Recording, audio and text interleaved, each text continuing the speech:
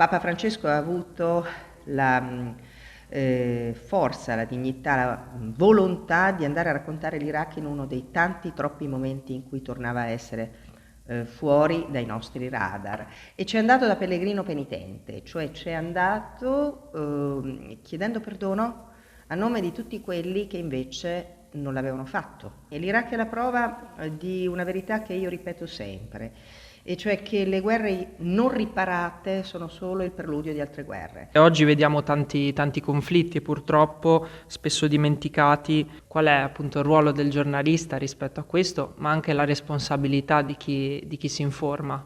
I nostri antenati dovevano raccontarci le guerre spostandosi a dorso di mulo in cerca del telegrafo più vicino. Noi invece abbiamo la possibilità di vedere tutto in una unità di spazio-temporale, e questo ci trasforma in indifferenti. Pensa un po' che follia, che evento paradossale. L'indifferenza è un rischio, l'antidoto è chiaramente la partecipazione. Si può partecipare in tanti modi, andando a vedere, come faccio io, ma anche ascoltando chi, tornando da quei luoghi, non pretende di dispensare verità assolute, ma di ricostruire e riproporre la complessità. Abbiamo sprecato la pace in Europa. Rischiamo di farlo ogni giorno che passa senza l'inizio di un tentativo vero di negoziato tra Ucraina e Russia è un giorno di rigetto della pace. La guerra riguarda l'Europa, non riguarda la Cina,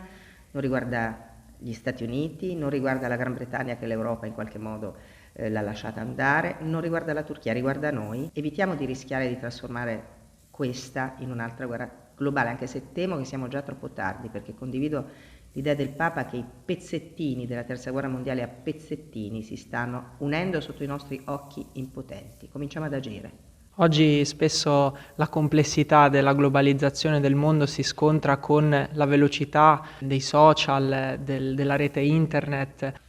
Beh, la velocità rischia di farti andare fuori strada, eh? Questa è la sfida del momento, cioè ricostruire e tornare a rendere credibile la verità fattuale.